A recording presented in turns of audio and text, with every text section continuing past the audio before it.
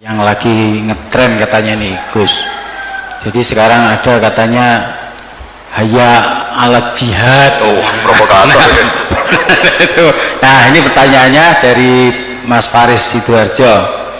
Bagaimana kriteria batasan sehingga dikatakan pemberontak pada pemerintah yang sah atau buhot? Dan kemudian bagaimana menyikapi kejadian yang lagi ngetren viral tentang adzan ajakan jihad? Apakah itu ada tuntutan dari Nabi atau tidak, atau termasuk bid'ah? Oh, Nah, berat. enggak, biasa aja kan. Enggak, ini kalau notaris bakas ini aneh. Pertanyaan umum ini orang. Enggak, sebetulnya semua orang tahu kok apa adzan itu ya dengan kalimah-kalimah yang sudah seperti itu riwayatnya dari Rasulullah Shallallahu Alaihi Wasallam. Dan kita masalah jihad juga ngerti lah, dulu bangsa kita ini dijajah Belanda ya mereka otomatis jihad. Dulu Mbah Hasyim ya bikin resolusi jihad, semua itu kan muqtadul hal, sesuai konteks. Nah, kalau dalam keadaan damai juga orang ya nggak suka jihad ya, karena ya saya pernah baca di beberapa kitab kewajiban jihad itu penting. Andai kan dulu tidak diwajibkan jihad ketika kita dijajah Belanda sama Jepang, itu juga bingung, andai kan Islam tidak punya ajaran apa? Jihad itu. Tapi ketika hukum itu berdasar muqtadul hal, maka hukum itu menjadi gugur ketika muqtadul hal itu tidak ada. Jadi tanggapi saja secara ilmiah. Jadi kita juga kebingungan loh, andai kan dulu nggak ada bab jihad di fikih itu ketika kita dijajah apa?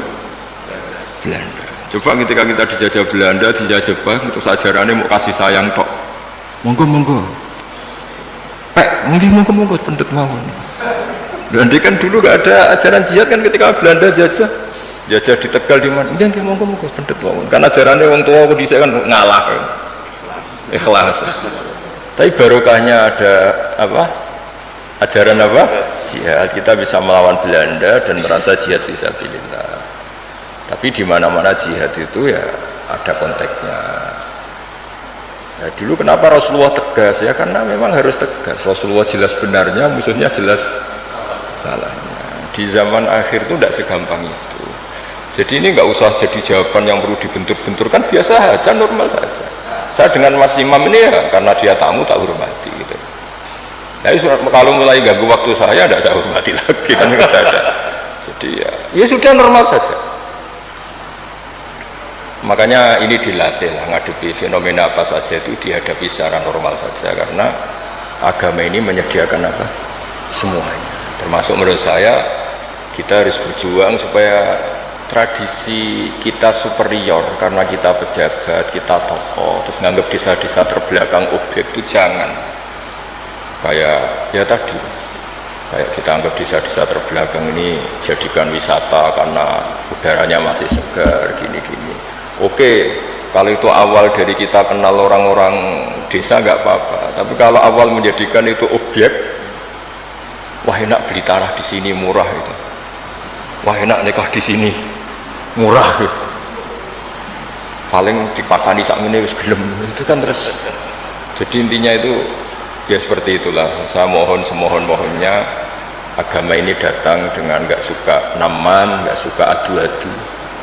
Jadi yang tukang adu-adu ya harus tobat, itu ancamannya berat. Termasuk adu-adu itu yang menyampaikan kalam ini, omongan ini untuk membenturkan ini, sudahlah. Kamu bayangkan ketemu Allah itu berani tanggung jawab apa enggak? Kita semua maksudnya. Sehingga jangan pula yang suka Islam rahmatan alamin terus nggak ngomong bab jihad aja, jangan juga. Dulu kita tidak bisa bayangkan ketika ada Belanda, ada Jepang, ngendikan orang Islam nggak disangoni kewajiban apa? Ya, tapi semua itu ya ada muqtadul halnya, ada konteksnya, terus ada ya ini normal saja. Jadi sebetulnya nggak perlu dijawab karena ini urusan notaris, tapi ini hukum normal, buat tidak ada.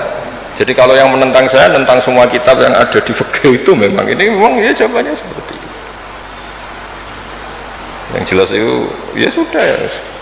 Kita ingin rohama bainahum, ingin saling mencintai, saling melengkapi, saling menghormati, dan semua kita doakan apa wamahdina fiman terus sampai apa dan seterusnya Dan selalu guru-guru kita, Mbah Mun, bapak saya itu kalau setiap ketemu orang, ketemu kelompok tertentu itu mesti doanya Allahumma alif baina qulubina wa aslih dzata bainina, supaya kita itu baik-baik saja. Karena menyatukan hati itu ya tidak gampang.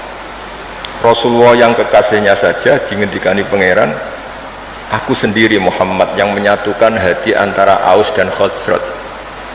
Lau anfaqta ma fil ardi jami'an ma allafta baina qulubihim walakinnallaha allafa bainahum. Jadi kalau ingin Indonesia damai, semua wali maupun tidak wali, apalagi yang jabat ini harus berdoa. Yang bisa mendamaikan itu hanya kersane Allah. Kita tidak bisa.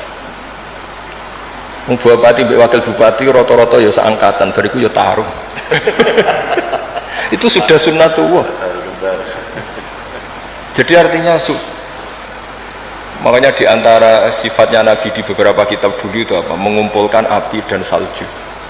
Ketika Ka'bul Akhbar dan banyak peneliti Taurat itu ngerti Nabi punya sahabat yang bernama Abu Bakar yang dingin sekali, dan punya sahabat Umar, itu yang dimaksud. Jadi mengelola hatinya orang itu.